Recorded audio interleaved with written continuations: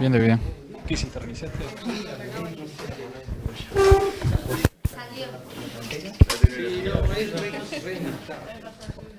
Bueno, gente, les decía... Buenas. Un poquito más temprano que la idea es el jueves trabajar en práctico con las muestras de zooplancton que salieron del sauce. Evaluaremos cuál es la diversidad en esas muestras y qué puede ser en ellas, y si no la complementaremos con otras, ¿tá? Para poder ver algunos ejemplos de los grupos predominantes del zooplancton de sistemas lénticos, ¿tá? Por un tema de número y posibilidades vamos a partir el grupo en mitad y mitad, y yo les mando una encuesta después para que se anoten en un horario o en otro, ¿tá? Les pido que no pasen 15 en ninguno de los dos grupos, ¿tá? Que es más o menos la mitad del grupo. No, laboratorio jueves, ¿está? Para ver zoo. ¿Te podés poner tope para tal, lo estudio. ¿Vos no ves los resultados previos cuando llenas tus datos? Está, perfecto. Lo estudio y lo hago. Sí, igual se puede decir. Igual venimos acá y dividimos. Sí, vamos a una hora. Para llegar al laboratorio es acá enfrente, allí en esa ala, perdón, arriba. Tienen que ir como para las oficinas y subir por la escalera de la derecha en la puerta roja a un solo piso. ¿Tá? Después lo rumbeamos mejor. Bueno, el jueves, si se acuerdan, habíamos empezado a conversar sobre el tema de sistemas lóticos con efectos de la actividad antrópica en sus cuencas y en particular los temas de urbanización. Esta última parte de la clase el jueves no la habíamos grabado, así que vamos a repasarla ahora y a profundizar un poco más. Está como borroso. ¿Se acuerdan que este trabajo, esta tabla en particular, proviene de un trabajo que tiene como título, en inglés por supuesto, el concepto del síndrome del arroyo urbano, y relata o esquematiza cuáles son las respuestas para determinadas características de los sistemas lóticos.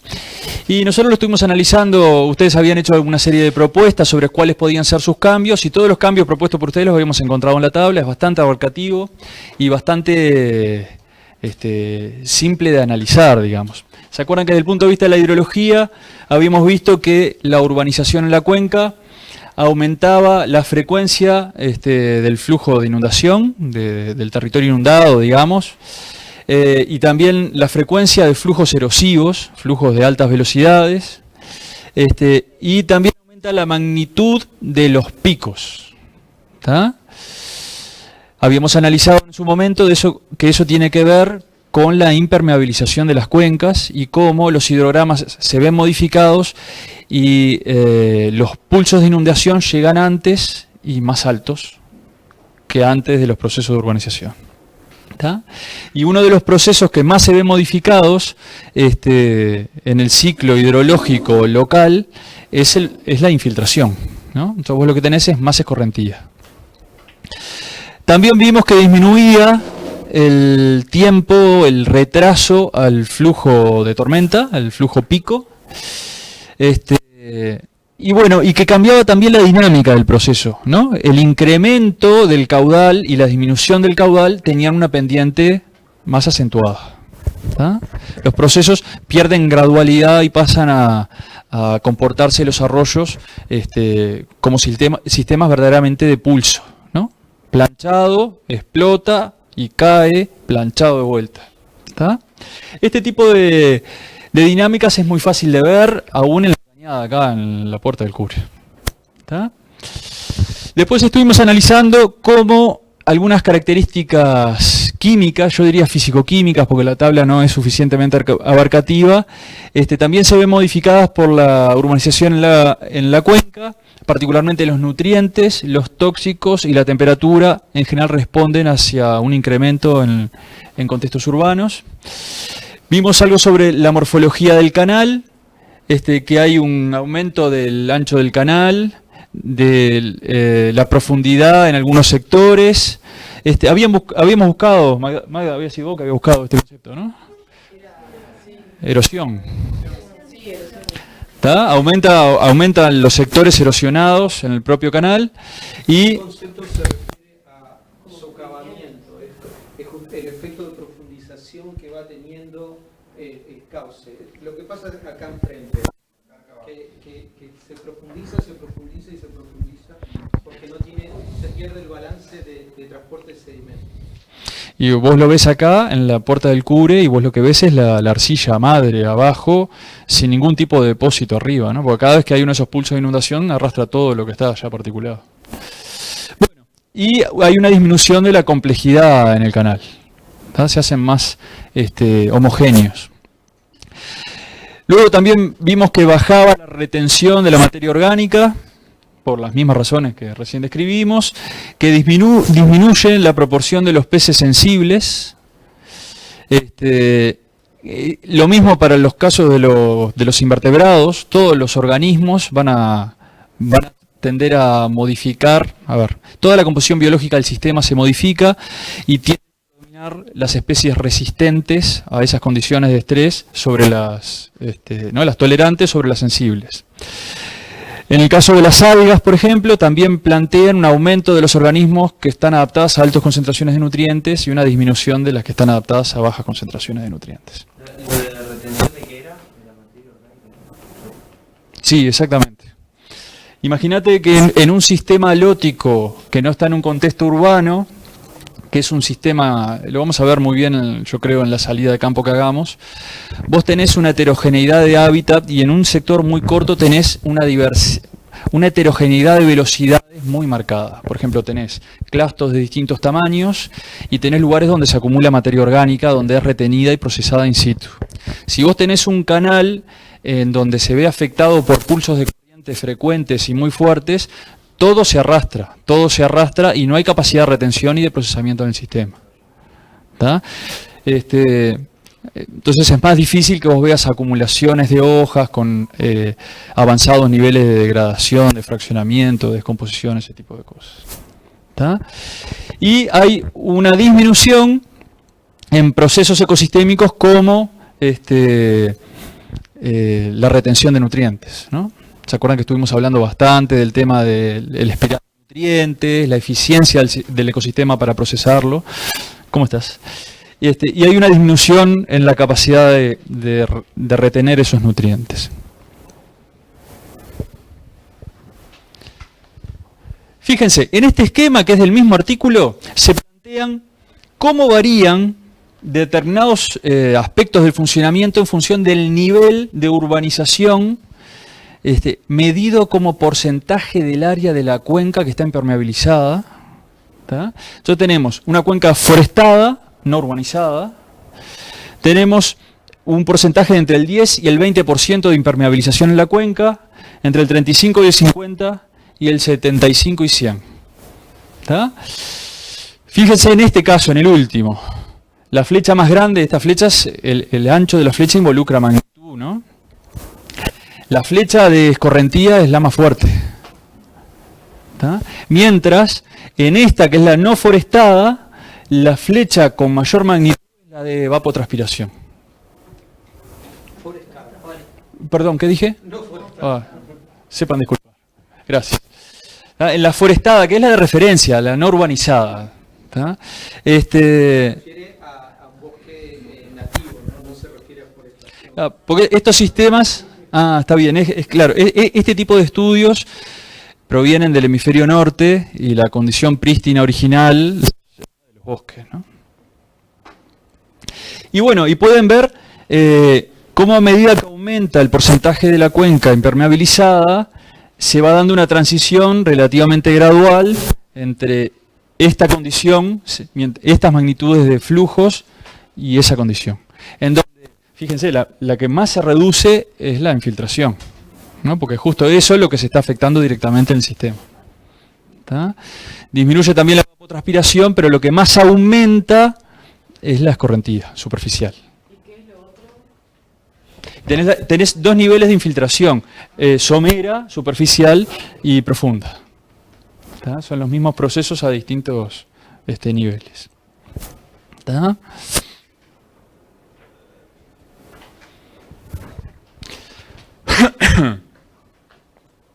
Bueno, en estas gráficas tenés un detalle sobre las consecuencias del proceso entre arroyos que no están sometidos a estas actividades urbanísticas, digamos, estos empujes urbanísticos. Arriba tenemos el no disturbiado, la traducción sería no perturbado, gracias. Y fíjense que la composición de los organismos, de los macroinvertebrados, difieren mucho entre un sistema y otro, ¿no? O sea, el funcionamiento de la hidrología se modifica mucho, pero también se modifica la biología del sistema. ¿Tá? Y ahí pueden ver los nematodos, worms son gusanos en general, mites vendrían a ser ácaros, ¿tá? Ácaros acuáticos. Después hay crustáceos e insectos. ¿Tá? Y fíjense que hay algunos grupos que pasan de ser los mayoritarios a ser completamente minoritarios. ¿Tá? Así que es esperable un cambio significativo en la composición de grupos biológicos. Y estas figuras, la habíamos visto, la de la derecha abajo, y la habíamos analizado el jueves pasado, que es un ejemplo bastante paradigmático de la intervención en sistemas lóticos en medios urbanos, que es el caso de Tacuarembó. Y se acuerdan que habíamos estado conversando sobre... qué incómodo esto, ¿no? Sepan disculpar. Habíamos estado conversando de la desconexión virtual de la napa freática con respecto a este sistema, de la homogeneidad del sistema y de la velocidad con la que iba a circular el agua y de los problemas que esto generaba aguas abajo, ¿no? Porque iba a llegar picos de mayor amplitud y más rápido, y los problemas cambiaban su posición en el espacio, ¿no? Y en algunos de esos problemas eran magnificados. Quizás en algún sentido se solucionaban en este sector particular de la ciudad, pero sin duda generaban problemas en otros sectores del territorio. Bueno, este tipo de intervenciones de formación de canales no solamente se asocian a los medios urbanos. Por ejemplo, los canales de irrigación en muchos casos modifican de una forma similar el funcionamiento de los sistemas lóticos.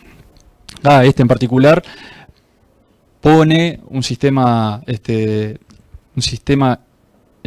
de agua en donde no lo había, donde era un sistema terrestre, ¿no? Y los cambios son bastante significativos. Esto es un canal para riego y para arroz. En cualquiera de estos dos casos hay una simplificación significativa de los microhábitats. Imagínense, ¿se acuerdan la propuesta que analizábamos al final de aquel análisis del devenir histórico de lo que es el desarrollo teórico de la ecología de sistemas lóticos? ¿Se acuerdan que llegamos al análisis de una teoría del funcionamiento por parches? Si uno analiza distintos parches o distintos tipos de hábitat en un sistema canalizado, el nivel de homogeneidad es muy alto. En sistemas que no están canalizados, en este caso es un tramo restaurado con una forma más meandriforme y que corresponde más a... no esa recta, ¿no?, que trata de unir de la forma con la menor distancia posible dos puntos en el paisaje. Si uno compara, en este sector vamos a tener mucho menor cantidad de microhábitats que aquel, y por lo tanto solamente podrán estar presentes los organismos adaptados a estos microhábitats, mientras que los que están adaptados a otro tipo de microhábitat se ven seleccionados negativamente del sistema.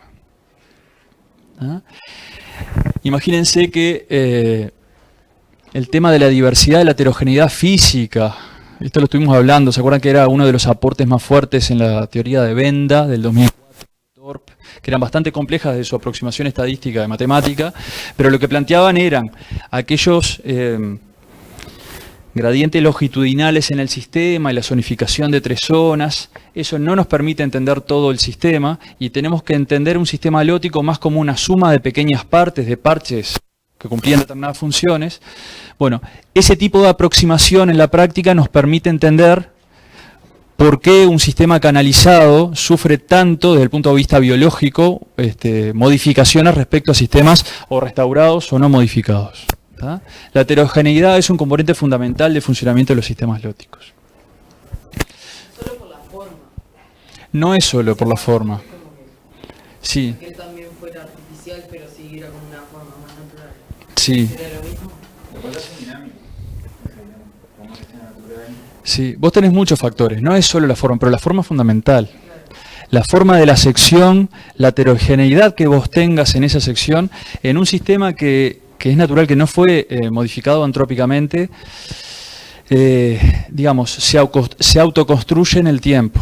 Claro, pero digo, en el caso de los artificiales, Sí, quizás la forma pueda mejorar el sistema. sí. Y bueno, muchas medidas de restauración lo que tratan es de volver al curso prístino, al curso anterior a la antropización, aunque lo hagan a máquina, para poder recuperar la diversidad estructural.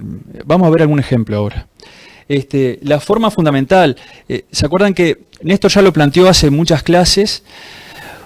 Un curso de agua corriendo en una planicie tiende a desviarse significativamente de la línea recta, ¿tá? Naturalmente. Y esa es la condición natural, es la alejada de la línea recta, ¿tá? Que se modifica en el tiempo, que se autogestiona, digámoslo de alguna forma, que va migrando, que no es fija, que es heterogénea. Las canalizaciones rectas en la naturaleza sin intervención antrópica es muy poco probable encontrarlas, ¿tá? Salvo en sectores del paisaje muy específicos. Néstor. Sí, en ese sentido, fíjense que lo vamos a ver en unos minutos. Una de las técnicas de rehabilitación de estos sistemas es justamente la remeandrización, ¿tá?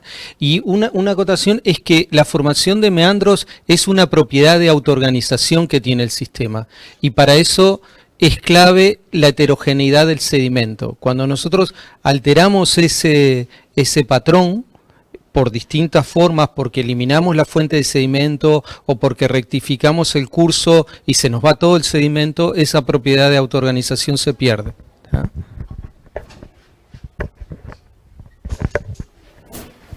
Bueno, y estas gráficas me parece que son bastante informativas. ¿Cómo andás? Saliendo un poco de las cosas que estuvimos conversando el jueves pasado, uno podría llegar a medir la salud de un sistema lótico, ¿tá? ¿Cómo se les ocurre que podríamos medir la salud de un sistema lótico? ¿Se les ocurre alguna forma? ¿Alguna tasa de diversidad de parches, capaz? Tasa de diversidad de parches podría ser una forma. Una forma que se utiliza frecuentemente, eso podría ser perfectamente, ¿no? Una forma que se utiliza frecuentemente es evaluar cuál es la composición biológica en el sistema y ver si esa composición biológica corresponde a un sistema no alterado o a un sistema alterado. Si vos podés estudiar muchos arroyos en un gradiente de intervención, por ejemplo, de porcentaje de área impermeabilizado, que es este factor que aparece aquí en juego como variable independiente en el eje de las X, y ver cómo responden los sistemas en función de eso, ¿tá? En este caso lo que se considera es un índice de integridad biológica, ¿tá? Que va por ese lado. Se fija algún componente de la comunidad, algunos componentes de la comunidad, cómo están conformados, si son mayoritariamente especies tolerantes o sensibles, y ponderan la información generada de forma de dar, concluir sobre la salud del ecosistema, ¿tá? Entonces acá tenemos los ecosistemas, esto es salud, cuanto más alto, más saludable, ¿tá? Cuanto más bajo, menos saludable, y acá en el eje de las X tenemos el porcentaje del área de la cuenca impermeabilizada, ¿tá? Más impermeabilizado, más urbanizado, menos urbanizado, ¿tá? Lo que hicieron fue hacer una revisión de datos de distintos orígenes y fíjense, lo que encontraron es que cuanto más impermeabilizada la cuenca, menor la salud biológica de los ecosistemas, ¿tá? Y encontraron de que la nube de puntos tiene ciertos valores límite mínimos, o sea, es difícil encontrar arroyos con 30% de impermeabilización en la cuenca y que tengan menos salud que el 15%. ¿Tá? No se distribuyen en todo el cuadrante, en toda la gráfica los datos, ¿tá? Pero por otro lado encontraron un límite superior en donde ellos plantean de que con altos niveles de impermeabilización en la cuenca no se encuentran nunca, no hay registros de arroyos con buenos niveles de salud. ¿Está? En aquel lado de allá plantean con altas impermeabilizaciones, o sea, con urbanizaciones fuertes, para decirlo de alguna forma, pues es un indicador de eso, intensivas y muy impermeabilizadas, no hay arroyos con buenos indicadores de salud ambiental, ¿está? De salud biológica. Es muy difícil entonces, en un medio urbano, esperar tener un arroyo que se parezca mucho al que encontrás en el medio del campo, en el medio de una sierra. ¿Está? Muy difícil. En este caso dice, no hay evidencia de que pueda estar en ese estado. ¿Está? Y después plantean desde el punto de vista de la gestión, en función de cuál sea el estado de salud para determinado nivel de urbanización en la cuenca, cuál debería ser el enfoque. ¿Está? Entonces plantean, si vos tenés bajos niveles de impermeabilización en la cuenca, me voy a poner a este lado, bajos niveles de impermeabilización en la cuenca, y es esperable que tengas elevados niveles de salud ecosistémico, trata de proteger esos ecosistemas. ¿Está? Con niveles intermedios, más tirando a intermedios, en donde vas a tener menor salud ecosistémica, son sistemas en donde deberías tender a la rehabilitación ecosistémica.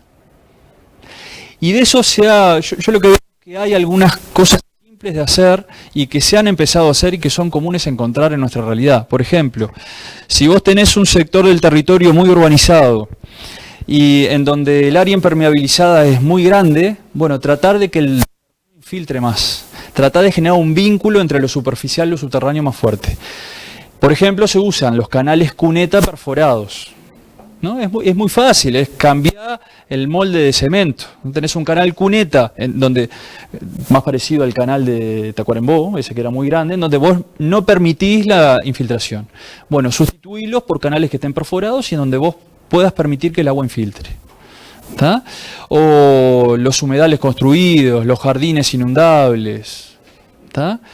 Una de las estrategias que se usa mucho en algunos sectores es las canchas de fútbol, que son espacios verdes que permiten infiltración, se disponen en sectores del territorio en donde periódicamente se puede inundar y eso puede ayudar también a la infiltración.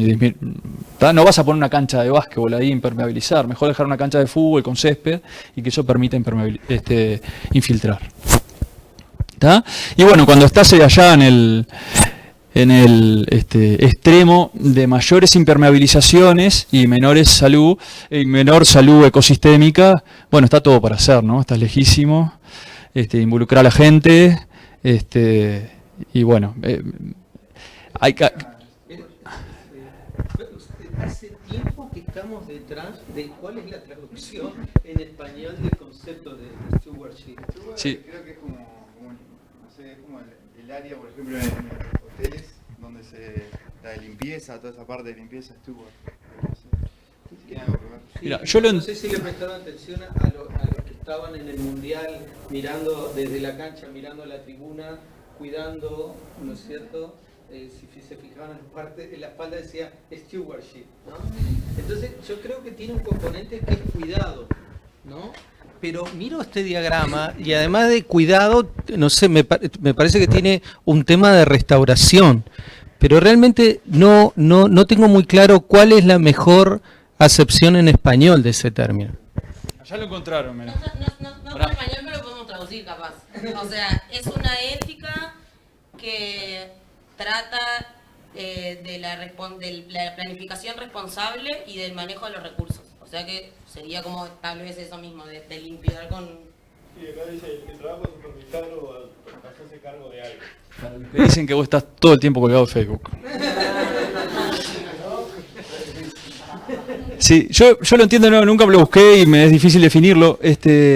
Yo creo que tiene que ver con el control social y con la participación, ¿no? Es un concepto que yo siempre lo asocio a eso, a la participación del colectivo para el manejo ambiental, algo por el estilo. También están incluidos temas éticos en el concepto. Bien, bueno, ese es un lindo deber para profundizar. Pero bueno, bien. Es interesante. Pero bueno, esto tiene consecuencias que son relevantes y es qué objetivos ambientales es razonable que nos planteemos en lo que tiene que ver con la gestión de sistemas lóticos en medios urbanos. O sea, porque de repente lo que nosotros pretenderíamos es tener un sistema demasiado conservado. Lo que te está diciendo acá es, bueno, es claro que el estado ambiental y de salud ambiental de nuestros sistemas lóticos corresponden a determinado modelo de apropiación y de uso del territorio, pero al mismo te está diciendo es, bajo esta regla de juego no vas a encontrar, no es encontrable un sistema lótico bien conservado y saludable en un entorno fuertemente urbanizado. ¿Tá? Entonces, y esto hay que tenerlo en cuenta. Yo creo que hay que ser práctico en este sentido. No te puedes plantear un objetivo que sabes que no va a ser posible alcanzarlo. ¿Tá? Y muchas veces este tipo de ecosistemas en medios urbanos, uno de los objetivos que se puede plantear es de que convivan bien en el entorno y que cumpla con determinadas funciones. Pero es muy difícil que yo me pueda plantear como gestor, ¿no? Si yo fuese gestor, decir, bueno, yo voy a recuperar esto y lo voy a hacer llegar a un nivel de calidad y de salud ecológica como si estuviéramos en el medio de la sierra. Y por lo menos no en el modelo de urbanización actual, pero capaz que por ser una cuestión cultural se puede, no sé si educar es la palabra, pero se puede cambiar eso. O sea, podemos evolucionar. Sin duda, sin duda. Pero no es un objetivo a corto plazo y realizable con las reglas de juego que tenemos hoy. ¿Tá? Involucra un cambio que es mucho mayor a la gestión de un sistema lótico. ¿Tá? Bueno, y tenemos como resumen algunos desafíos para la gestión. El primero tiene que ver con aquella frase final del artículo 2006 de TORP que yo les planteaba, y que es imprescindible comprender la complejidad del funcionamiento ecosistémico, evaluar las consecuencias potenciales de cada intervención, así como su efecto aditivo, local, instantáneo, permanente y diferido en el tiempo y o el espacio. Modificar un sector de un sistema lótico modifica el funcionamiento de otros sectores en otros lugares y en otros momentos. ¿Tá? Y muchas veces esto que proviene, ¿se acuerdan aquella de los artículos de Ward de los años 90, ¿no? Fines 80, de los años 90 hasta el 2002, que planteaban que eran los sistemas lóticos cuatridimensionales, sistemas complejos? Ese tipo de cosas no es tenido en cuenta en el momento de definir aspectos de gestión. Por ejemplo, se maneja un tramo del sistema, sin tener un análisis adecuado en profundidad sobre qué pasa arriba y qué pasa abajo, y cuáles son las consecuencias aguas arriba y aguas abajo, o en la calidad de agua, o en la comunidad de los organismos que viven en todo el sistema lótico o en toda la microcuenca. Digamos que esto es como, esta frase intenta hacer un llamado a cambiar de escala temporal y espacial para pensar los sistemas lóticos, cómo funcionan y cómo deben ser gestionados, y asumir que son sistemas complejos. Otra de las frases que yo les pongo acá dice, comprender que las soluciones tecnológicas corren el riesgo de perimir rápidamente, por lo que cualquier estrategia debe ser adaptativa y estar sustentada en un sólido conocimiento sobre la frontera del conocimiento en la temática. Yo les di bastante palo en un par de clases tratando de mostrarles cómo había cambiado nuestra comprensión sobre la estructura y funcionamiento de sistemas lóticos, ¿no? A lo largo de los años.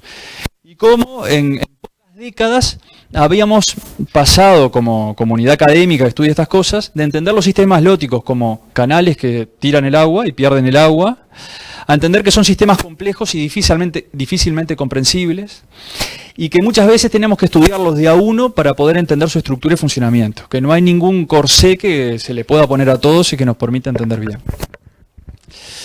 Eso hace que si nosotros, en función de lo que entendemos hoy, aplicamos determinadas actividades de gestión con determinados objetivos, quizás mañana haya un nuevo diario de lunes que nos diga, bueno, pero esto que vos estabas entendiendo hasta ahora, de repente hay algo que es fundamental y no estás teniendo en cuenta. ¿Tá? Entonces, tiene que ser adaptativo, tiene que haber la capacidad de modificar las acciones. Y bueno, la práctica de las mega obras con muchos camiones de cemento en general no suelen ser muy adaptativas, y en general suelen ser las estrategias de gestión y de intervención de sistemas lóticos que se han tomado en la historia. Y yo creo que uno de los aspectos fundamentales que hay que modificar, como vos decías, Mariana, en la lógica de interacción con este tipo de sistemas, es tratar de adecuar los usos antrópicos a las propiedades de los sistemas ambientales. ¿Tá? Porque creo que el modelo que hay que abandonar es el del dominio, ¿no? El de yo lo adapto a la fuerza o ¿no? a pura obra, a que se adecue a mis necesidades, en vez de decir, bueno, yo podría quizás con un proyecto de ordenamiento de territorio ocupar de forma más adecuada el ambiente, permitir que determinados procesos no deban, como la migración de un sistema halótico, no tenga que ser completamente eliminado del sistema para poder convivir con él. ¿Tá? O aceptar que determinados sectores del territorio tienen que funcionar o deben funcionar, o es mejor que funcionen como llanuras de inundación. ¿Tá?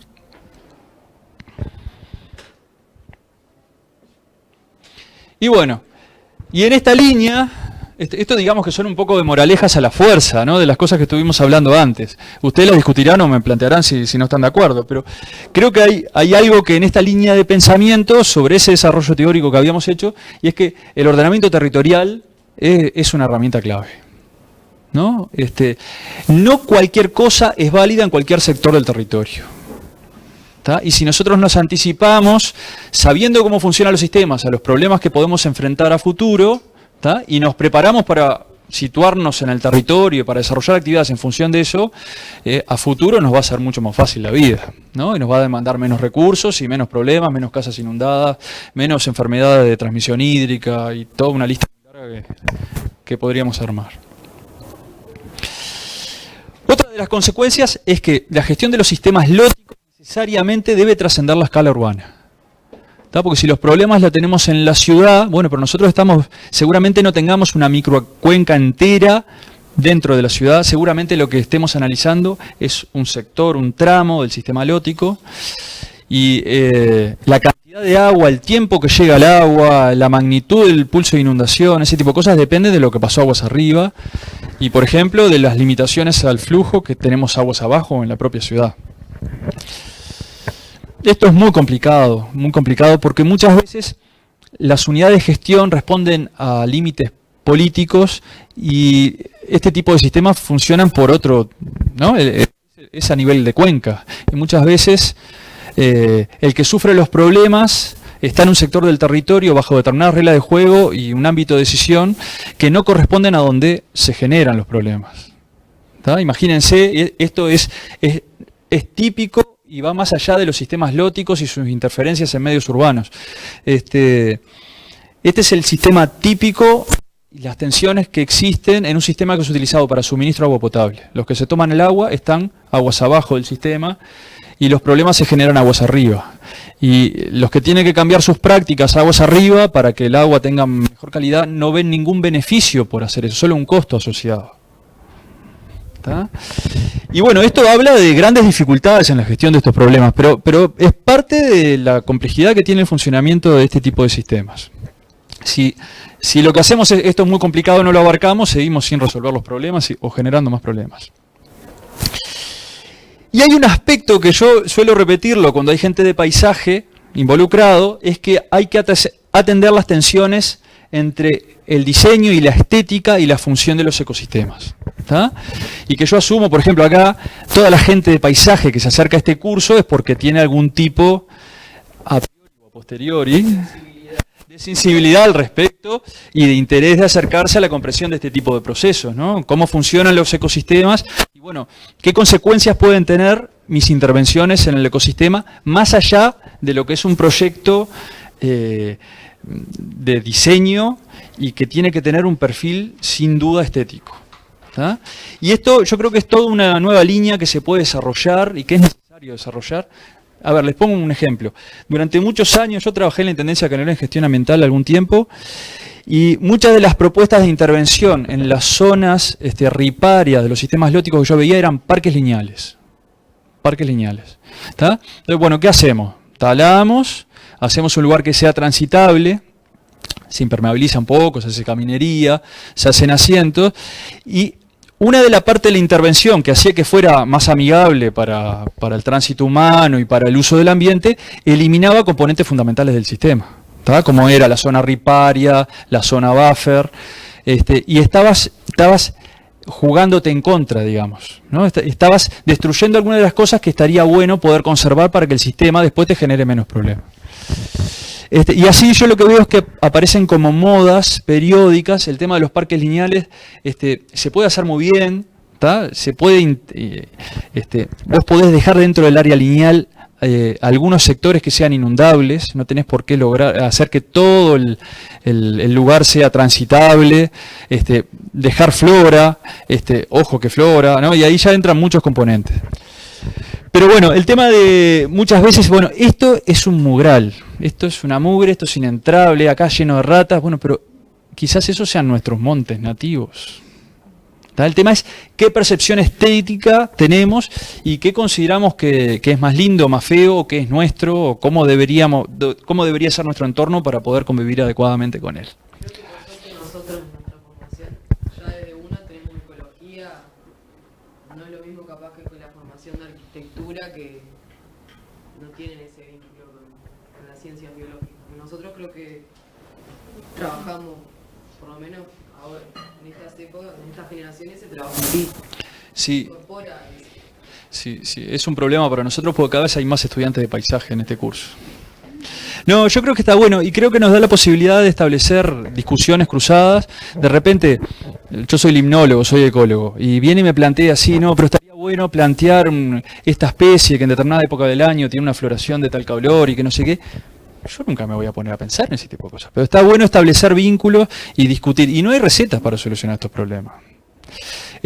Yo sin duda, estoy completamente de acuerdo de que la sensibilidad existe, que cada vez es mayor, y que hay que trabajar en conjunto para buscar respuestas y ver cuál es la forma de intervenir este tipo de sistemas para que sean utilizables, para que sean acordes con su entorno quizás urbano o de uso antrópico, pero que esa intervención no involucre eliminar las bases de su funcionamiento o degradarlos o disminuir su salud ecosistémica, ¿no? ¿Querías decir algo? Vinculado a ese punto, no, sin lugar a dudas que una diferencia sustancial con respecto al pasado y otras formaciones, pero yo creo que lo que ustedes tienen, creo no, lo he estudiado en detalle, es un curso de introducción a la ecología. Y ustedes lo que más, obviamente necesitan ese curso, pero lo que necesitan es fundamentalmente un curso muy robusto de ecología del paisaje, porque hay que entender cómo interactúan los componentes en el paisaje y todos los intercambios de energía, materia e información que existe entre los componentes. Eso es un aspecto que no está en la currícula de ustedes y que es interesante justamente para trascender este desafío que plantea Guillermo, poder abordarlo. ¿Ah? Ecología urbana, pasa por todos los textos son en inglés, entonces no está puesta la currícula, digamos, obligatoria por eso. Ahora está ecología de restauración. Sí, pero son las nativas. Claro, pero lo que es ecología urbana no está en la currícula pues solo por ese motivo, no es que no sepan lo trascendente que es. Igualmente, o sea, yo tengo una, digamos, no sé, un concepto hecho sobre lo que es el paisaje, o sea, por lo menos de cómo ha cambiado, y más allá de toda la parte estética que, digamos, más lo ven ustedes que nosotros, porque en realidad sí, nosotros nos encanta que es lindo, lo que sea. Para nosotros, por lo menos, todo lo que se maneja en el entorno urbano es como urbanismo, pero tocando otros temas más complejos. O sea, que en realidad urbanismo en arquitectura es como que te centras ahí y ves lo que hay alrededor, pero no analizo distintas cosas como ni de la vegetación, ni la ecología, ni la geología, ni la geomorfología. O sea, es un poco más complejo. Eso sí, son todos introductorios. Ecología, geomorfología, geología, pero la realidad es que si vos te metes en todos, tampoco llegás digamos, lo que implicaría. Por eso que en realidad es como que hay gente que se mete más para la vegetación y tiene un poco más de conocimiento en eso, otros que un poco más la ecología, otros que, pero la realidad es que ninguno nunca termina teniendo todo el... Es como que lo dejan librado a una ética del paisaje. Pasa que ¿no? Sí, primero que nada eso. Claro, es multidisciplinar, primero que nada, pero si quisieras tener todas las materias claras sería imposible. O sea, por lo menos en profundidad. No, les quiero contar una anécdota que ilustra claramente eso. Hace ya a esta altura, como 10 años atrás o 12 años atrás, nos pidieron una asistencia en un complejo que está entre Manantiales y el Balneario Buenos Aires, Villa Lagos. Consúltenlo, ¿no? Entonces, ahí era una inversión de ingleses, muy interesante lo que estaban haciendo, y construyeron como 3 o 4 embalses, ¿no? Y había un grupo enorme de personas y técnicos trabajando, incluso un famoso paisajista nacido en Argentina cuyo nombre no quiero recordar. La cuestión es que estos ingleses tenían un mecanismo de trabajo que era súper interesante, y es que ellos sentaban a todo el mundo junto, ¿no? Desde el que estaba en la construcción del embalse hasta el paisajista, los agrónomos implicados, etcétera. Y fue muy interesante cuando en uno de los embalses de los tajamares se define varias cosas relacionadas al borde, ¿tá? Dos decisiones claves que tomaba el paisajista era el pasto llegando en toda la periferia, el curso de agua, y luego una cantidad de vegetación arbórea, toda caducifolia, además de exótica, sobre los márgenes, ¿tá? Y la decisión era exclusivamente estética, ¿no? Era combinación de colores que iban a aparecer en distintas épocas, y a mí me resultó muy, muy interesante porque nunca pensé que la decisión iba a pasar exclusivamente por esos atributos, ¿no? Jamás debería, en realidad. Bueno, y ahí fue muy interesante porque, bueno, con respecto, las dos cosas eran un disparate. Entonces, dejar vegetación litoral, qué área dejar, y a su vez, si queríamos vegetación arbórea, qué especies poner y cuáles, fue todo una interacción que se dio en ese caso por la forma de trabajo que tenían este grupo inversor británico, ¿no? Que normalmente lo que ocurre es que todas esas decisiones se toman fragmentadamente, ¿no? Y sin un espacio de interacción. Ahí hay un par de componentes. O sea, yo conozco la historia y conozco al paisajista y toda la historia. ¿Y te acordás del nombre? No, en realidad el hombre agarró un montón de trabajo porque era el único que estaba anotado en la Asociación de Arquitectos Paisajistas Europea, en Uruguay. Entonces cualquier europeo que venía a invertir a Uruguay, sí o sí llegaba ahí. Porque en realidad vos caías a Uruguay y era el único que estaba anotado. Entonces, nada, hizo un montón de plata, tiene un montón de juicios ahora gigantes, y en realidad también hay otra cuestión, es argentino, y en Argentina hay dos cursos de paisajismo. Hay uno que viene asociado a arquitectura y uno que viene asociado más a agronomía, o sea, tiene un tronco común y después y no, los que saben más de agronomía, entre comillas, se van para ese lado, la estética y la vegetación y no sé qué, y el otro se tira para el lado urbanismo. Entonces en realidad no hay una combinación muy... Y la realidad también es otra, que a nosotros acá el paisajista que buscan cuando vienen acá, se supone que tiene que saber de plantas. Y no tiene que saber más de eso, porque sabiendo de eso vos ya estás cumplido. No, que para nosotros incluso nada que ver a lo que nos dan de formación acá adentro. O sea, lo que el paisajista que forman en la carrera no es exactamente el que busca la gente hoy en día. Es un cambio de paradigma que será de acá a 20 años. Claro, pero yo creo que eso tiene que ver con la formación universitaria también, ¿no? Vos no estás generando técnicos, vos estás tratando de generar gente que tenga cabeza para pensar los problemas de otra perspectiva, ¿no? Y ese es el rol de la universidad. Y bueno, y después encontrar el lugar en el mercado laboral y ajustarte y todo, sin duda es un desafío para cualquiera de cualquier profesión. Yo creo que acá tenemos un experimento muy interesante. Primero, que tenemos la formación en gestión ambiental y en paisaje en el mismo centro universitario, y que estamos en Maldonado y Punta del Este, en donde este tipo de cosas tienen un peso económico superlativo, ¿no? El tema del paisajismo, yo he visto campos convertidos en grandes jardines en la zona, ¿no? Y vos vas, yo qué sé, Laguna Escondida, manantiales, y vos no podés creer lo que ves en lo que debería ser campo, lo que en algún momento fue campo. O vas a Laguna Blanca y analizás una foto satelital y encontrás cientos de palmeras adultas puestas ahí, que andás a ver de dónde las sacaron a cada una de ellas, y transformando el paisaje completamente. A mí me parece que la oportunidad acá es muy interesante, pero son ustedes los que tienen que lidiar con el problema, ¿no? La transformación la van a hacer ustedes. Claro. No, pero ustedes fíjense, hay otro componente más. Sí, bueno, ¿cómo debería o qué conceptos, qué criterios debería tener yo para diseñar un sector de un predio en donde pasa determinado sistema lótico para que pueda cumplir con determinadas funciones, albergar la biodiversidad sin generar un impacto significativo y me pones en un problema? Y nosotros estamos, digamos, en el conocimiento de nuestros sistemas lóticos desde el punto de vista académico en estadios bastante iniciales con respecto a esto. Y bueno, esto involucra generación de conocimiento, investigación y poder aplicar esos conocimientos para el diseño, para la resolución de problemas. No sé, el compañero el otro día me decía, ¿cuál puede ser las causas de que ahora se pesque menos que antes o que los ejemplares que uno pesque sean de menor talla? Y entender, o sea, yo te podría hipotetizar un montón de cosas, podríamos discutirlo mucho, pero el conocimiento de lo que nos está pasando en nuestro territorio recién estamos empezando a entender. Grupos de académicos que trabajen en ecología de sistemas lóticos, pocos años en el país, muy pocos años en el país.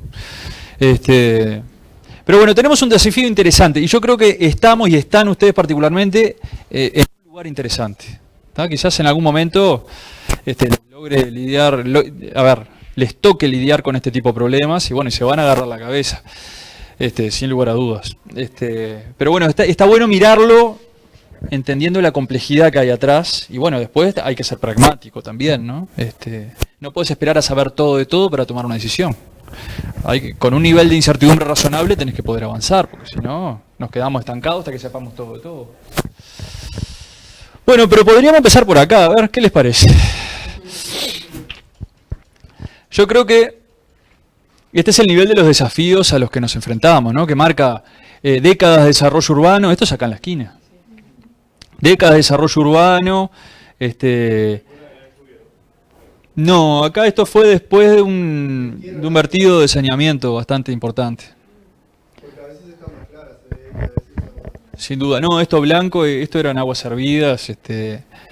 Muchas veces estos sectores del territorio, los sistemas lóticos, son los puntos más bajos de drenaje natural en una trama urbana y todo lo de formato líquido que se escapa va a terminar ahí. Por ejemplo, cuando se tapa un sistema de saneamiento, el drenaje natural es para las cañadas, ¿no? Y acá tenemos un sistema enfrente y bueno, cuando hay un problema, por gravedad, termina acá.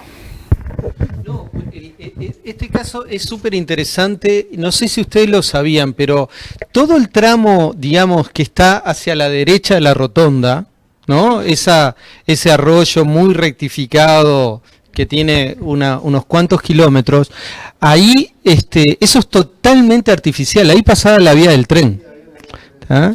Eso significa que no solo sacaron la vía del tren, sino que hubo que hacer un excavamiento para que la cota y la diferencia de niveles recolectara el agua y la canalizara hacia aquí. Pero es una transformación gigantesca, ¿no? Es difícil imaginarse los miles de metros cúbicos que están movilizados en esa acción. Todo por volver arriba, ¿no? Exacto.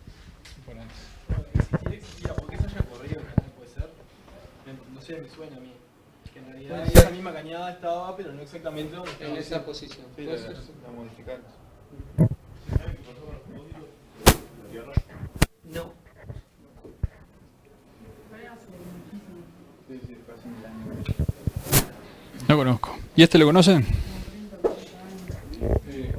Guillermo, en el caso concreto del arroyo Maldonado, ¿cuál es el potencial de restauración que tenemos? Bueno, mira, en general la restauración se basa en volver a su sistema al estado previo. ¿Tá? Si en este caso el estado previo era una vía de tren, es que en nuestra situación muchas veces desconoces cuál era el estado previo, entonces no podés restaurar, no podés considerar que ninguna intervención sea restauración propiamente dicha porque no sabes hacia dónde tendrías que llevar el sistema. Claro, muchas veces se habla de rehabilitación. Vos rehabilitás el sistema para que cumpla determinadas funciones. No tengo recetas para eso. No tengo recetas para eso. Nosotros estamos en ecología de la restauración. El trabajo que tenemos es restaurar la cañada esa. ¿Y qué aspectos? Se dividió la cañada en 5 partes. Ujú. Y cada grupo tiene, no sé, 50, 70, 80 metros. Lo cual para mí me resulta, como tú decías correctamente, aguas arriba, ¿qué pasa? Aguas arriba y aguas abajo. Y acá estamos hablando de un estudio de restauración de 50 metros. Pero es proyectual, es un enfoque proyectual por sectores. Claro. Pero el tema es cuál es el objetivo de eso. ¿Cuál es el objetivo de la restauración? Aplicar los conocimientos que supuestamente adquirimos en el curso, en un caso práctico, a ver cómo pensamos que se podría restaurar ese sistema. Es un ejercicio. Es un ejercicio, sin duda. Yo no me animo a hablar de una experiencia ajena porque no conozco los componentes. Yo a priori, a mí me resulta tremendamente difícil poder dividir un tramo de, en total, 500 metros, dividido en 5 sectores 100 metros. ¿Qué sentido tiene eso de poder, qué se puede restaurar en 100 metros sin tomar en cuenta que lo que pasa arriba y abajo? A ver, pero tratando de ir a ser más propositivos, porque muchas veces en estos problemas nos pasa todo, que planteamos, bueno, esto no va a ser suficiente o debería ser abarcado, pero de repente hay que ser pragmático y decir, bueno, yo en este sector tengo los recursos, la oportunidad, el apoyo político a intervenir, y de qué forma podría trabajar en este sector para hacer lo mejor posible. Y bueno, capaz que está bueno en el análisis, Nacho Gordienko nos planteaba para otra cañada, y yo le decía, bueno, capaz que esta tabla sea interesante. Una cosa que vos podés hacer es, bueno, ¿cómo podría ser que el sistema, cómo diseñaría el sistema para que vaya en el sentido contrario al de la afectación, digamos, ¿no? Al del disturbio que señala esto? Entonces, ¿cómo yo podría tratar de disminuir la velocidad en los picos de caudal en la corriente de agua? Eso tendría muchas repercusiones en el funcionamiento del sistema. Entonces podría llegar quizás a diseñar, en vez de tener un único caudal, un único cauce acotado donde circule toda el agua, tener múltiples cauces y que la suma de la sección de todos esos cauces sea mayor a la de la sección anterior, ¿no? Nosotros pensamos justamente en una de las alternativas era hacer pequeños embalses, cosa que la velocidad de flujo de la cañada, sobre todo cuando llueve, sube 2 metros. El nivel de inundación está bien marcado. Entonces, pues, eso drena también en poquísimas horas. Y hay una erosión, por ejemplo, en el parking acá del Cure, ya se comió los postes que retenían que los autos no se cayeran a la cañada, ya se los comió. Y eso sigue avanzando. Sí. Yo ya te doy en esto. Hay muchos grupos a nivel internacional que desde hace unos años trabajan en estas cosas y hacen propuestas específicas. Por ejemplo, yo he visto, no me acuerdo si está más adelante ahora en la presentación, creo que al final no las dejé. En Australia, en algunos sectores lo que se usan son los tocones de los árboles, que son un problema de gestionar los tocones. Esos tocones, las bases de las raíces con el tronco cortado, los utilizan para generar heterogeneidad de hábitat en los sistemas lóticos. Entonces, por ejemplo, los anclan en la zona litoral de los sistemas lóticos y ahí siempre se generan remolinos, se generan heterogeneidad de los sedimentos. Busquen restauración de sistemas lóticos, van a encontrar muchísima bibliografía. Yo creo que desde hace unos 20 años se viene produciendo. Vamos a ver algunas cosas. Otra es el de remeandrización de este tipo de sistemas. Y eso sí vamos a ver algunas cosas. No, una acotación de algo que después vamos a profundizar hacia el final del curso. Los conceptos de restauración y rehabilitación. En los dos conceptos hay un elemento fundamental y es que yo tengo una referencia histórica del sistema. ¿tá? Entonces, para el caso que ustedes están planteando, no tiene sentido ir por la restauración o la rehabilitación. Lo más adecuado es pensar, bueno, ¿qué servicio yo quiero obtener de este sistema? Que es totalmente antrópico, hasta su origen es producto de la mano de hombre, y sobre esa base ir hacia el diseño. ¿tá?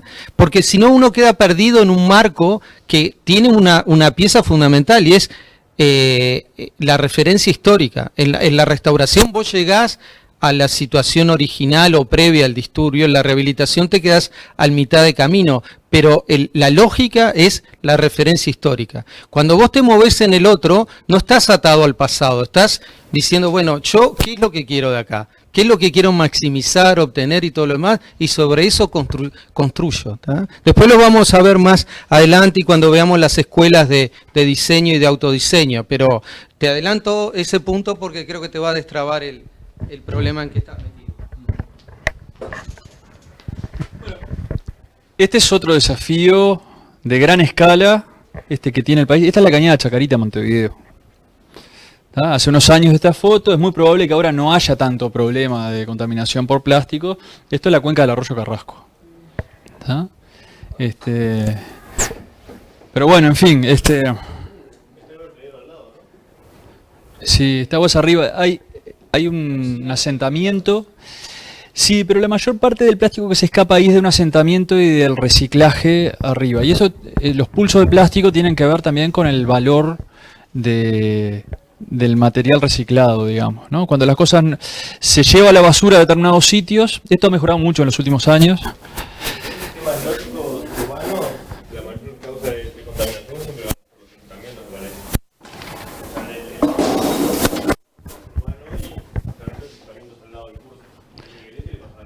Sí, sí, y lo industrial también. Ha cambiado mucho en los últimos años. Este sistema, no sé si lo conocen, es el Miguelete. En una de las estrategias que ya, digamos, tiene muchos años, es de la generación de pequeños microembalses como muritos cada tanto, que hace que no se seque todo el sistema, porque como tiene una pendiente bastante pareja. Eso permite reairear por caída de agua, ¿no? Entre una de esos piletones y otros, pero es un sistema que está completamente aislado, excavado, canalizado. Digamos que esto es la aplicación de un modelo de gestión que es un poco arcaico a esta altura. Sí, ¿y Corea. Por ahí antes había como 6 cables, no sé cuánto. Estaba entubado. Sí, en realidad este sistema fluye por bombeo, es un sistema completamente, es como un parque urbano en el centro, en un lugar que era absolutamente inhóspito, se generó este sistema que es completamente artificial, ¿no? Pero bueno, el tema es que esto es lo que pretendemos en nuestros sistemas lóticos, de la interacción con los sistemas lóticos en entornos urbanos. Bueno, capaz que la mejor solución para ese sistema fue eso. Hay una autopista y cosas Contraste lo que había.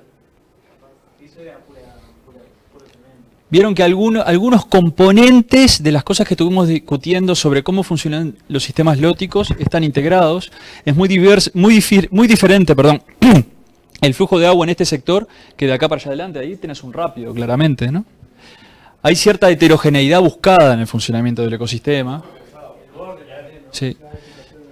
Sí. Igualmente, yo desde el punto de vista estético, yo me imagino que si vivís en el centro de una de estas grandes ciudades monstruosas, un poco de naturalidad debe aportar. Pero bueno, me parece que este sistema tampoco va en la línea de lo que sería mi filosofía de la gestión, o lo que debería ser una filosofía sustentable de gestión de este tipo de ambiente en entornos urbanos. ¿Cómo? Sería bueno dar la imagen previa para hacer el contraste. Sí, sí. Sin duda. Sin duda.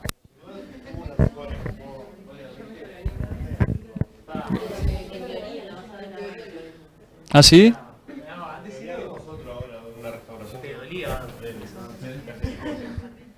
Aparte tenía viviendas hasta el borde y era una autopista y el río estaba canalizado totalmente. No había conexión. había una cañada de agua. Sí, pero estaba todo entubado. Por arriba pasaba la... Por arriba pasaba piso de autopista, reducieron todo y no. No, me parece que acá Y era como- el propósito más acá es social, para la salud humana, el tema de tener un espacio de esparcimiento o algo de eso, más que biológico. No, sin duda, Claro, sin duda. quizás hubo un paso, capaz que faltan otros, pero hubo un avance. La intención estuvo. No, a mí me parece muy provocadora esta imagen, esta experiencia.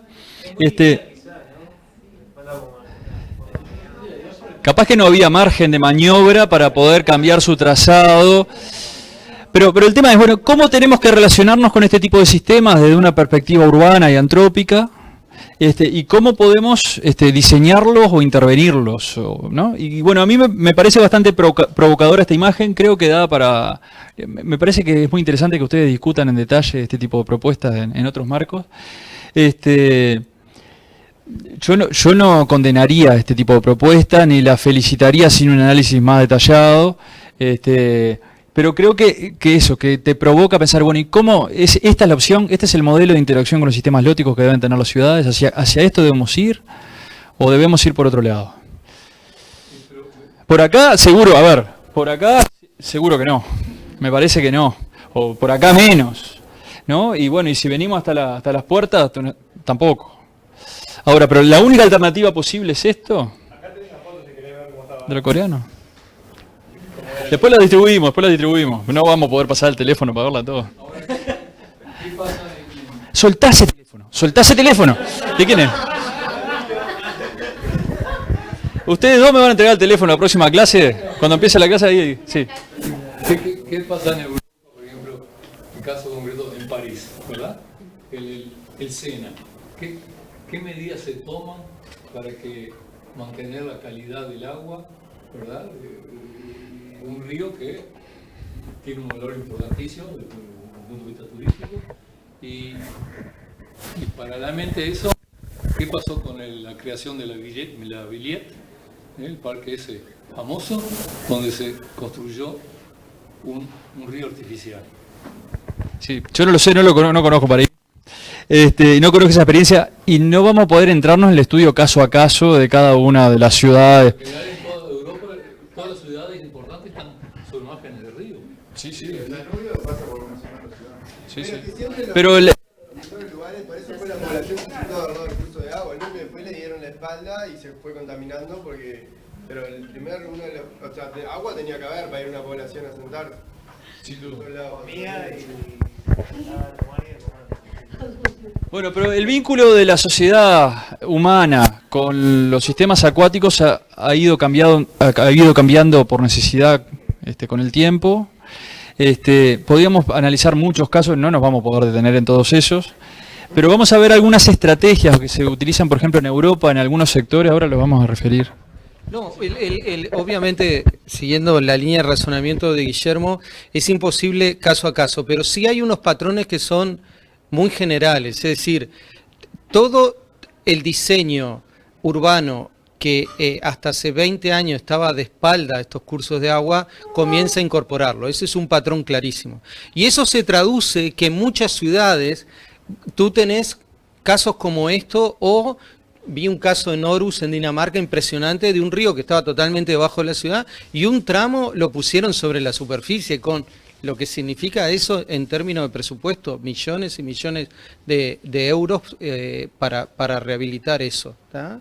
Entonces, esa es la tendencia. Tal vez de los casos más dramáticos que ustedes van a ver, cambios en la estrategia de cómo se concibe un sistema como un río, un arroyo, y cómo se maneja, sea este caso, donde, por ejemplo, hasta los años 70 y 80 se estaban canalizando, y en los finales de los 90 se estaban remeandrizando, ¿tá? Tienen muchos ejemplos de ese tipo. Y es interesante, ¿no?, cómo se generó esa transición tan brusca. Y esa transición tan brusca, en realidad, entre otros elementos que lo condicionó, fue la hipótesis del pulso inundación.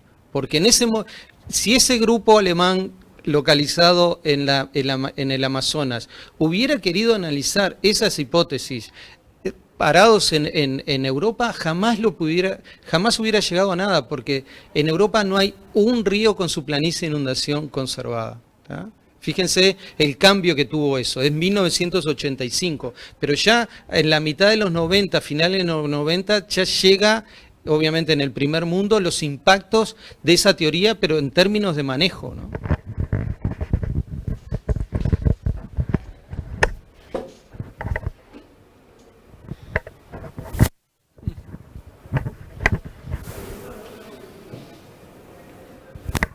Vamos a ver por casa cómo andamos. Esta cosa vamos a volver más adelante en el curso. ¿Vieron esa foto del Miguelete que yo les mostraba con una maquinaria pesada circulando en el medio del cauce? Bueno, estas fotos son un poco anteriores en el tiempo y fíjense lo que era 1895, la interacción entre ese sistema lótico en un momento de pico de crecida y la ciudad de Montevideo. ¿No? Había unos problemas de inundación bastante importantes en algunos sectores porque se había invadido la llanura de inundación. Y la solución es... ¿Eh? Con un español súper puro también. ¿Por qué decís? Totalmente fuera de madre. Sí, sí, totalmente. Pero bueno, yo tuve parientes que vivieron en la costa del Miguelete hace muchas décadas, que se bañaban y era un sistema en donde uno podía interactuar. La ciudad se comió esa realidad, digamos, pasó a ser un sistema de aguas servidas a cielo abierto, prácticamente. Y bueno, habían problemas. Ya hace mucho más de 100 años habían problemas de interferencias significativas con el medio urbano y se buscó una solución que fue tecnológica y que revertir esa solución, la de la canalización, la fijación de sus bancos, de sus orillas, es muy complicado que sea revertido, ¿no? El costo que tendría, hay muchas necesidades en la lista a priori de poder atacar eso. Este es el sistema en la actualidad, ¿no? Bueno, y en ese sentido hay un aspecto que en Europa particularmente ha empezado a aplicarse mucho, que es el retorno del cauce a su dibujo previo. Aumentar la sinuosidad de los canales. Hoy hablábamos, no depende solo de la forma, pero la forma hace mucho del funcionamiento del sistema. Por ejemplo, en este sector que fue canalizado, ven acá la línea del canal, se intervino de forma de remeandrizarlo. ¿Está? Fíjense, esto es un proyecto del 94. Estos tienen la capacidad de conocer cuál era la situación previa y tratar nuevamente de llegar a esa situación. Asumiendo, por supuesto, que después va a variar en el tiempo, naturalmente, ¿no? Sí, y si no lo tienen, los recursos para poder afectar esas tierras, comprarlas y dejar que el río vuelva a recorrer donde antes recorría. Involucren lo que... háganse una idea de lo que involucra en recursos eso. Y que no esté edificado, ¿no? Porque si está edificado, lo vas a... Y si está edificado, lo comprás, lo sacás y ese tipo de cosas se hacen en otros lugares del mundo. Nosotros estamos lejos de esa realidad, pero se hacen. Porque esas casas se te van a inundar, la gente va a estar Exactamente. ahí. Y vos podés cuantificar esos costos. Claro, seguramente esa es la justificación para hacer esto, ¿no? Y en muchos de estos casos corre, además de los temas ambientales y los temas de diseño, no sé qué, hay un análisis económico atrás de esto. Vamos a ver un ejemplo ahora. Exactamente. Fíjense, este sitio lo pueden ver, es de Inglaterra. Es muy interesante y da información de una serie de proyectos de remeandrización de arroyos. Fíjense el canal, lo ven con líneas punteadas, y cómo hicieron que volviera, acá tengo una foto de lo mismo, que volviera a algo más parecido a los meandros pretéritos, digamos. Es interesante en este sitio que tienen estimaciones no, tienen los costos, obviamente en los años 90, de qué costó esta alternativa. Digo, totalmente desactualizado, pero les da una idea de la magnitud, ¿no? El curso de agua, ¿no? Porque capaz que no se pone una carretera cerca o cosas así que puedan afectar. Y depende del proyecto. Si entran a este sitio van a ver muchos ejemplos. Es una página que tiene varios años. Y a mí me resulta muy interesante, por ejemplo, acá en la Cañada Salada, Maldonado, uno recorre un tramo un poquito más para abajo en la parte de la perimetral y pueden ver que la estrategia que nosotros seguimos aplicando en nuestros sistemas lóticos es completamente la opuesta. ¿Tá? Es la de la canalización y tratar de sacar el agua rápido. Hace ya algunas pocas décadas en Europa están de vuelta, ¿no? Están tratando de eliminar las canalizaciones lineales y volver a los cursos pretéritos, si se quiere. Esto es un arroyo.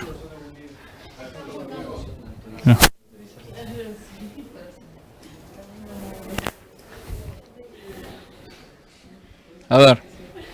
Es este sector de acá. Ese sector de acá que tiene un sector de un canal interrumpido que seguramente cuando esto suba se unirá. Es este sector de acá, ¿no?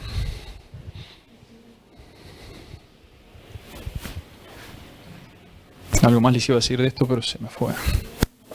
Bueno, pero de esto pueden encontrar muchos ejemplos y están bastante lejos de lo que es nuestra realidad local o regional, pero es un poco de la tendencia de lo que en otros lugares del mundo, hacia dónde van en otros lugares del mundo. ¿Tienen idea qué puede haber sido el motor de que hayan habido en Europa tantos de este tipo de proyectos de recanalización hacia trazados no tan lineales? ¿Por qué habrán decidido en algún momento invertir en esto? Inundaciones puede ser, pero hay otras cosas que le fueron más relevantes, tuvieron más peso en la balanza. La calidad de agua.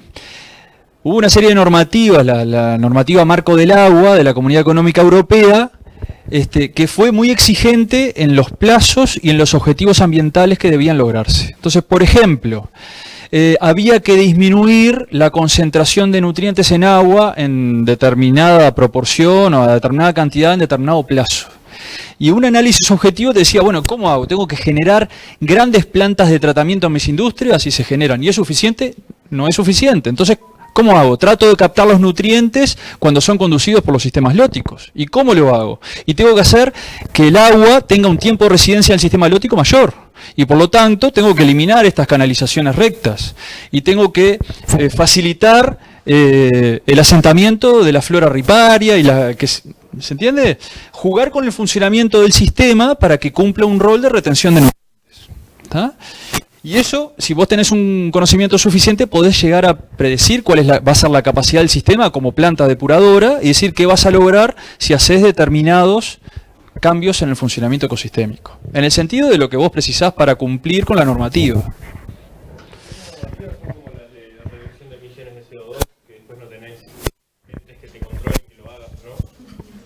Bueno, acá ha habido mucho control, porque todo este paquete estaba asociado a un monitoreo muy intensivo, y se evaluaba el cumplimiento de las normativas, en un sistema realmente adaptativo. Ahora los problemas son otros, por ejemplo, claro, Gran Bretaña salió de la Comunidad Económica Europea, y esas normativas que afectaban a casi todos por igual, dejan de tener aplicación en ese contexto territorial. Por ejemplo, en Holanda, en el año 73, Rotterdam tenía barcos que importaban agua potable porque no daba abasto las fuentes, ¿no? Y sobre todo se daba porque la construcción de los polders, ¿verdad?, que están por debajo del nivel del mar, había una contaminación de la capa freática, estaba totalmente contaminada. Entonces, para los holandeses, conseguir agua potable era más caro el agua que la electricidad, el gas, cualquiera de los rubros así que de uso familiar. El agua era lo más caro de todo. Y hoy día en Alemania sigue que el costo más, el suministro más caro es el agua. No es nuestro caso. En ese mismo contexto, en los años 70, en el mismo territorio, nadie se podía acercar, no a la orilla del Rin, no te podías acercar a no sé cuántos kilómetros. Dice que era un olor absolutamente nauseabundo. Fíjense en años 70, ustedes si van ahora, hasta se bañan, ¿no? Y eso tiene que ver con toda una construcción de plantas de saneamiento a gran escala que comenzaron en esos años. Eso es uno de los elementos interesantes que tienen los ríos y arroyos. Al ser sistemas tan abiertos, cuando uno elimina la perturbación, se recupera muy rápido. Es totalmente distinto a lo que pasa con un sistema léntico, ¿no? Uno elimina la perturbación y el sistema tiene una inercia gigantesca. Igual eso lo va por una cuestión cultural, que al final los europeos no se encuentran con sistemas de estos bien naturales, como para decir, mirando lo que me estoy metiendo, en contraste a que nosotros de repente vamos a, no sé, 10 kilómetros para adentro, te encontrás con un arroyo en buen estado, digámoslo así. O no en buen estado, pero por lo menos, digamos, que te invita a bañarte, digámoslo de esa manera. Y eso de allá de repente no pasa. Entonces, hay veces que se están metiendo en cada lugar porque lo vi, digo, yo después no puedo creer que estaban metiendo donde estaban metiendo. O sea, no era que estuviera mal, pero tampoco era una cosa que yo no me metería. Bueno, en ahí sí te voy. La misma situación ha sido, por ejemplo, en el control de las... En Europa, como todos saben, el ganado se estabula durante el invierno, ¿verdad? Y se concentra toda... hay silos de estiércol y de paja de la cama de las vacas que cuando comienza la primavera se distribuye.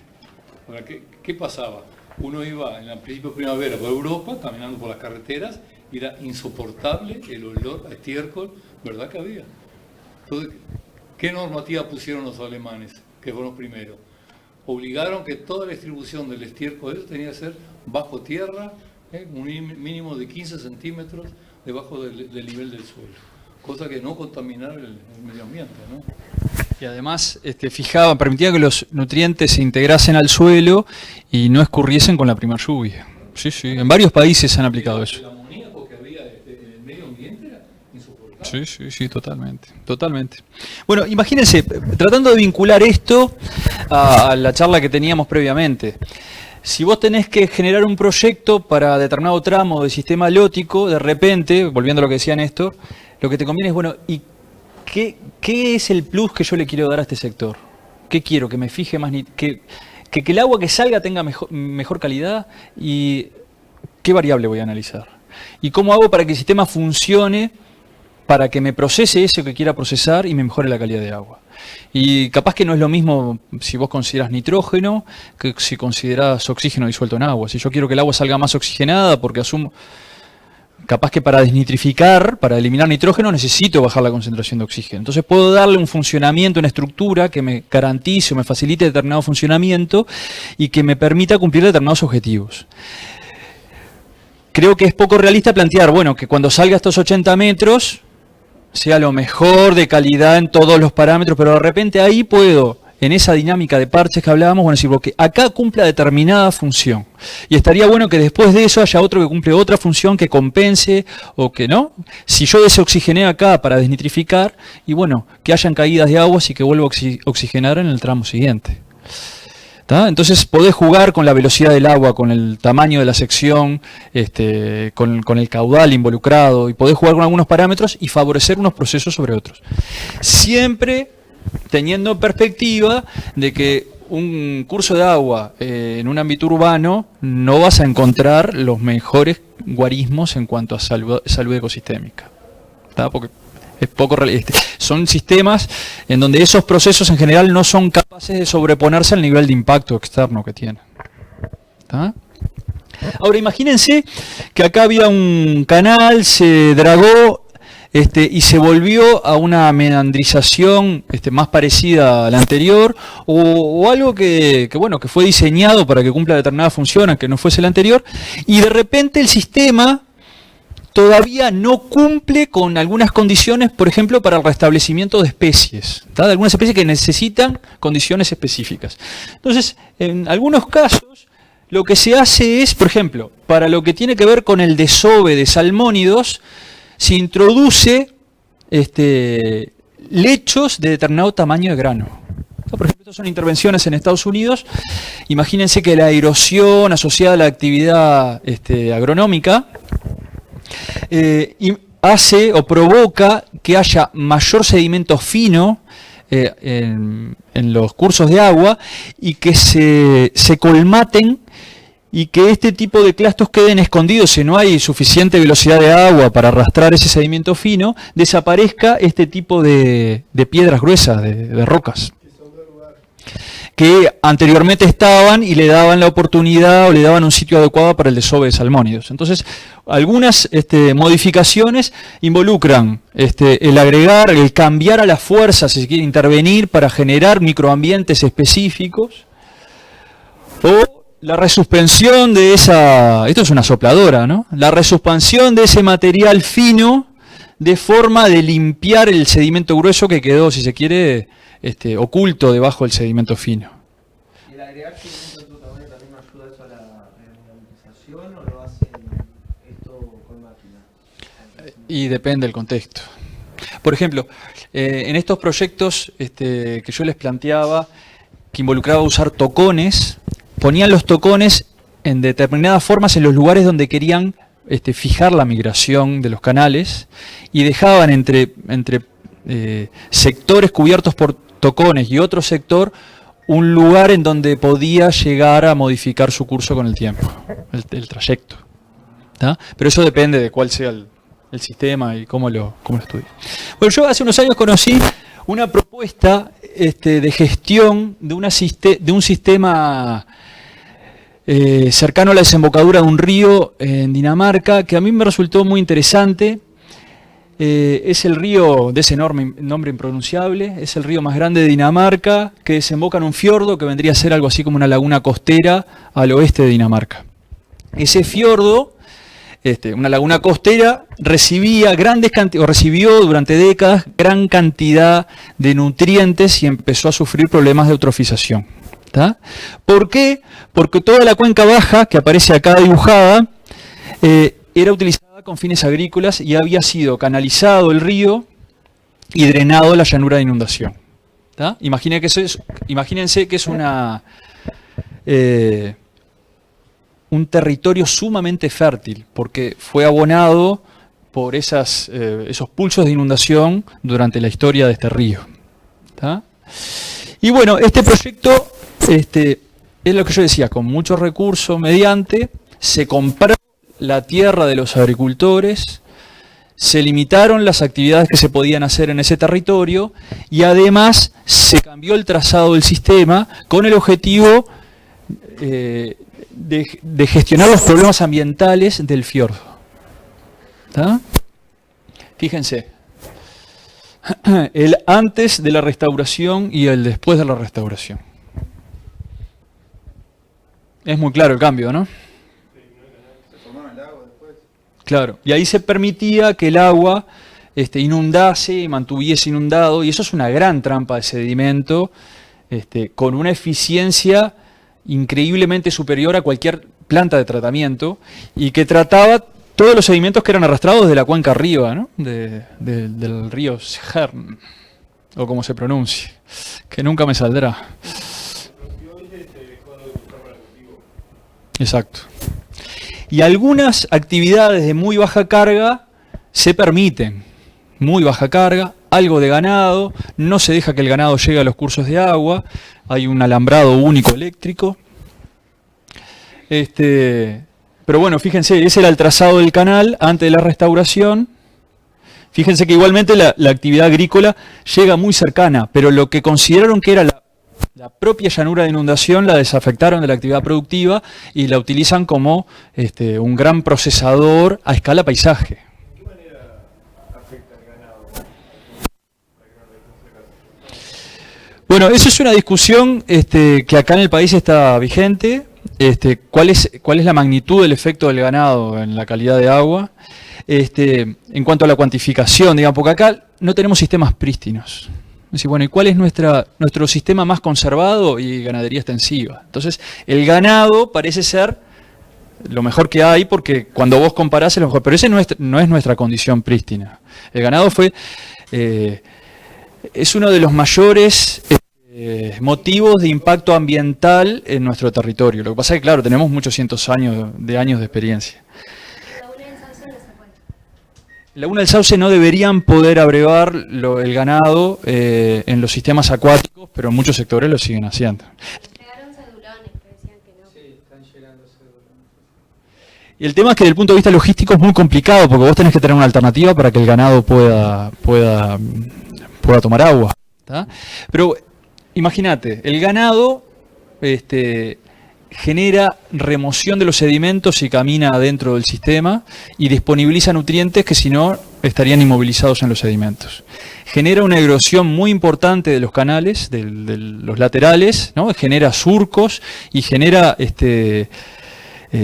líneas de escurrimiento preferencial de la escorrentía que permiten arrastrar mucho material desde el entorno hacia el sistema acuático. A veces vos tenés un sistema de bosque sumamente denso, un monte ripario en un sistema, y tenés un canal que te genera el ganado, y el bosque quizás, el monte ripario te genera como una especie de filtro, y el corte es el canal del ganado hacia el sistema acuático. Pero además defecan y orinan en el propio sistema, ¿no? Y bueno, hay amplias evidencias de que el ganado genera impactos mayúsculos en la calidad de agua.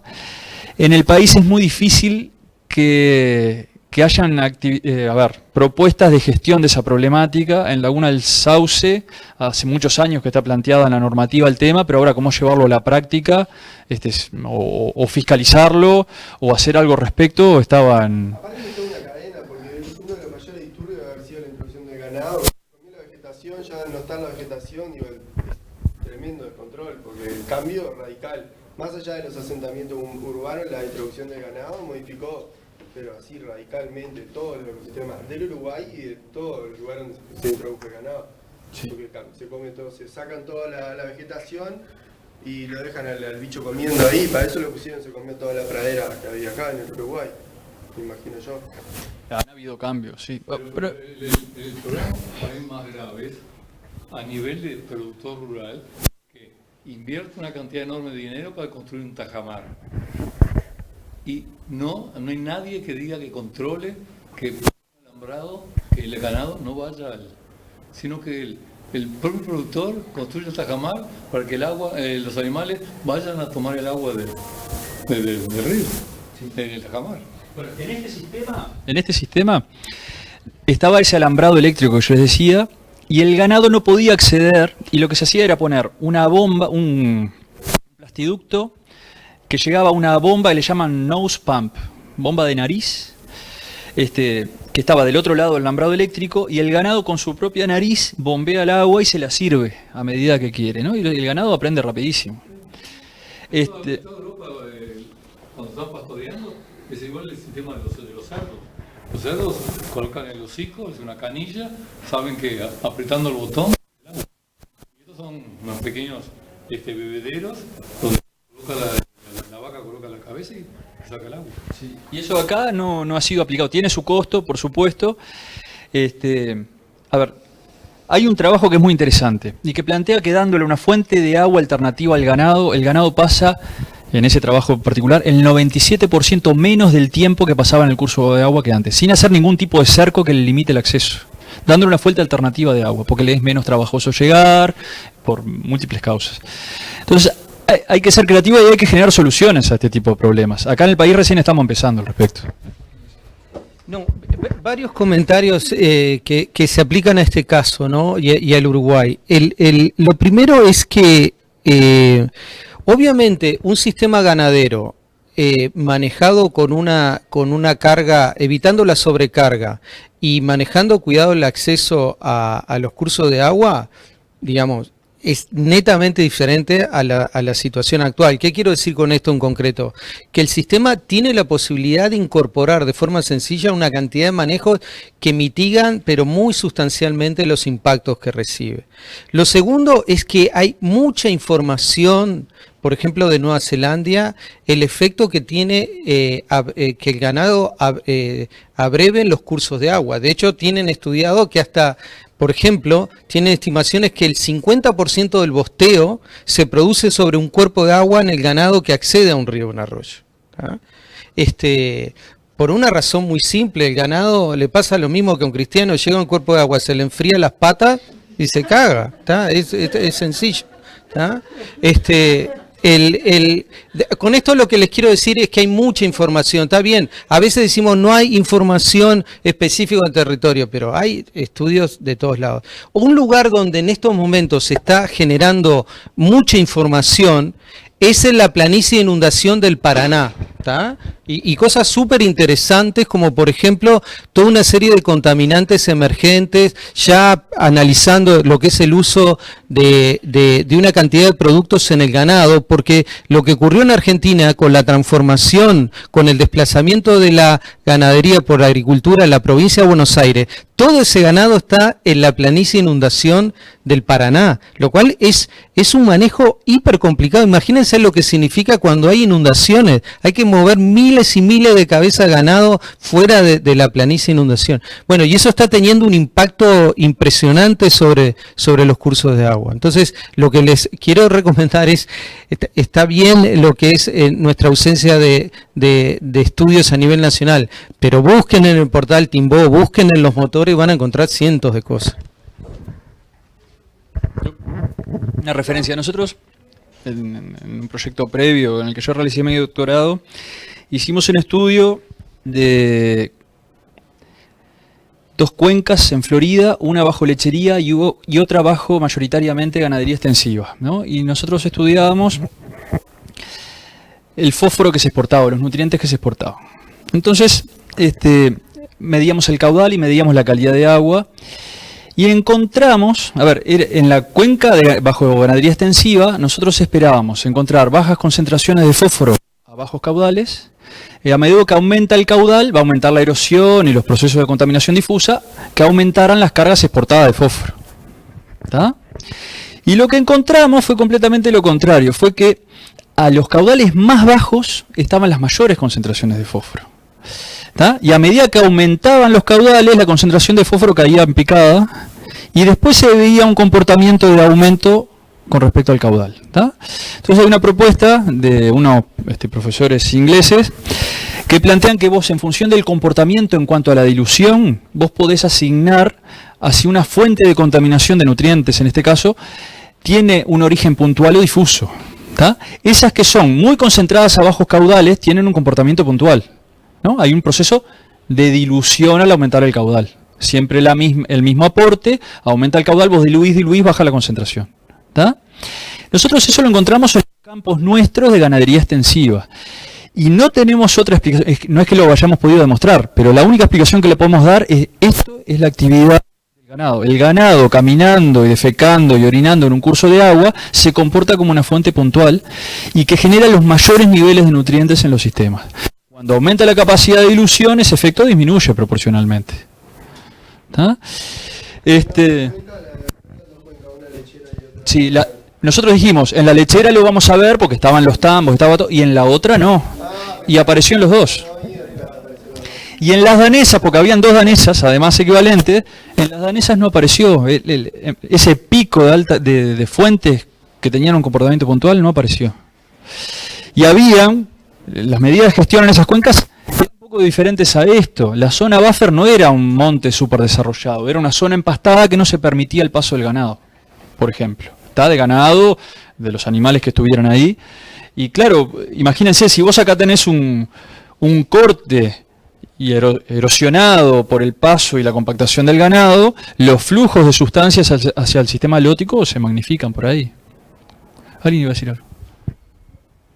En el caso de la lechería ha cambiado bastante en los últimos tiempos con la tecnificación que han habido en los tambos, donde ya la mayor concentración de estiércol y agua se produce en la sala de ordeñe, cuando se ordeña 2 veces por día.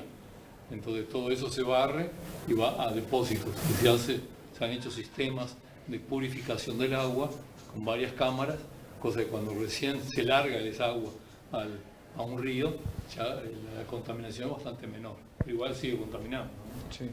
Lo que pasa es que los sistemas de tratamiento no suelen tener una etapa terciaria de retención de nutrientes. Entonces la carga orgánica de coliformes fecales disminuye mucho durante el tratamiento, lo que es muy bueno, pero el problema de los nutrientes no se ha resuelto casi en absoluto. Y después eso, que hay normativa para que sea así, hay establecimientos que se manejan así, en el mundo real del tambero promedio en general funciona muy mal. Y han habido algunas evaluaciones de gente de facultad de ingeniería, contratada por la Dinama, en donde han llegado a la conclusión, por ejemplo, que piletas de tratamiento sin mantenimiento son fuentes de contaminación mayores aún que si no estuvieran las fuentes de tratamiento. Entonces hay un tema de gestión también, ¿viste? De ese tipo de emprendimientos.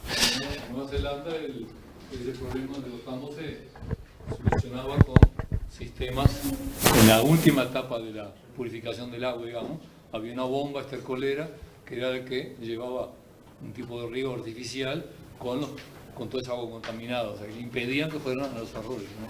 Sí. Sí, bueno, acá estas cosas están en la agenda. El tema de utilizar el estiércol como abono es algo que se está pensando con seriedad en el país desde hace pocos años, porque eran sistemas completamente subvencionados en cuanto a su ciclo de nutrientes, era fertilizantes minerales los que ingresaban en los predios, y el abono no se utilizaba, era una pérdida, era una externalidad, era algo que se escapaba del sistema.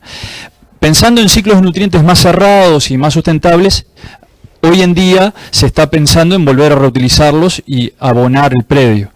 Pero desde el punto de vista práctico tiene varias dificultades, y en costos, en transporte, en dosificación. Es interesante que indique, por ejemplo, el caso danés con el uso del manure y el fertilizante adicional, ¿no? El fertilizante mineral. Cómo con los años se dieron cuenta que solo con el manure, que es la bosta, tenían la demanda, podían atender la demanda de nutrientes que tenía el sistema, ¿no? Todo lo demás eran superplus. Claro, uno desde el punto de vista agronómico puede evaluar cuántos nutrientes tiene el suelo, y hay una propuesta que acá se está empezando a implementar en Uruguay, que es el índice de fósforo, y te permite saber si yo voy a plantear tanto, el nivel crítico de fósforo que necesito para maximizar la producción es tanto, si tengo más no me va a aportar más producción, por lo tanto no es necesario que le aplique más. Entonces, los que estaban excedidos de determinados niveles de fósforo dijeron, usted no puede aplicar más porque tiene fósforo para plantear 800 años sin necesidad de aplicar nada. Entonces, acá no va más, sacaron un grupo. A los que era necesario, lo que se hace es un balance del nutriente para determinados predios productivos, y se dice, bueno, usted puede aplicar hasta tanto, y la idea es que lo que aplique ese año se lo lleve con la cosecha y no haya pérdidas. Entonces, generar una mirada del balance y de ciclos de nutrientes productivos y ambientales acoplados que te permitan hacer un sistema que sea eficiente y que no hayan pérdidas. En Dinamarca, en ese sentido, por ejemplo, cuando se limitan ese tipo de cosas, hay productores que quieren seguir aplicando, y hay flujos de contrabando de nutrientes desde Alemania a Dinamarca para poder seguir aplicando, más allá de que hayan razones científicas o no de la necesidad de aplicar. A veces hay culturas de, si yo no aplico no crece, aplico y aplico y aplico y aplico, y eso se da. Y lo que tú comentabas hoy también pasó en Dinamarca, nosotros lo conocemos bien la experiencia, es que ese tratar de cerrar el ciclo, y que además que las consecuencias de la aplicación del manure, además de los olores y todo, sean desde el punto de vista ambiental las mejores posibles, se generó toda esa tecnología para la inyección del manure, de ese líquido fermentado del estiércol y la orina, para la inyección en el suelo, y además se limitó las ventanas temporales para que eso pudiese hacer, porque antes muchas veces se ponía cuando el suelo estaba congelado, y claro, no puede infiltrar con el suelo, con el permafrost, el suelo congelado no puede infiltrar, entonces había que esperar a determinado momento de la primavera para inyectar. Pero involucra soluciones que son aptas para determinada cultura, con determinada capacidad económica y con determinado sistema productivo. Porque acá no tenemos los animales estabulados y no podemos concentrar la orina y la bosta de los animales. De algún sector puede ser. Y en el sector lechero, en algunos sectores podría ser. Yo lo veo todavía. Nosotros hemos medido las consecuencias ambientales de la actividad lechera y son preocupantes. Te puedo decir que estamos lejos. Por ejemplo, los feedlots que antes, hablemos 20, 30 años atrás, prácticamente no existía ninguno. Hoy por hoy, los sistemas de engorde han explotado en el territorio. Esos son más intensos todavía que la lechería, con impactos más locales. Gente, déjenme avanzar porque se nos va la hora.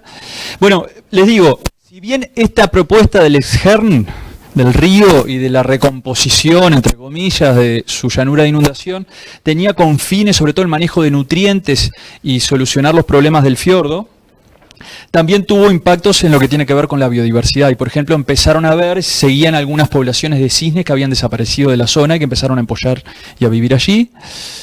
Y bueno, fíjense ahí lo que es la llanura de inundación en plena actividad. ¿Tá? Y allá está el fiordo, y allá ven la línea de costa y el Mar del Norte. ¿Tá? Y esto, muy rápidamente, fíjense, estos son algunos de los estudios que convencieron a los políticos de ir por este camino y que tienen que ver con un análisis de costo-beneficio del proyecto de restauración de este río. Costos, ¿tá? ¿Y cuánto te cuesta? Mucho. En su momento, yo esto lo conocí en el 2011, decían que era el proyecto más ambicioso en lo económico de restauración de ríos a nivel global, Y bueno, pero el tema es que las cifras les cerraban. Las cifras les cerraban. No lo sé, eso no lo sé, habría que hablar los trabajos. Pero, o sea, ese era un objetivo que tenían que cumplir, porque si no, tenían multas de la Comunidad Económica Europea. ¿Tá? Y además era una decisión política que estaba tomada. Y las alternativas, más allá de cuánto, las alternativas eran más costosas. ¿Tá?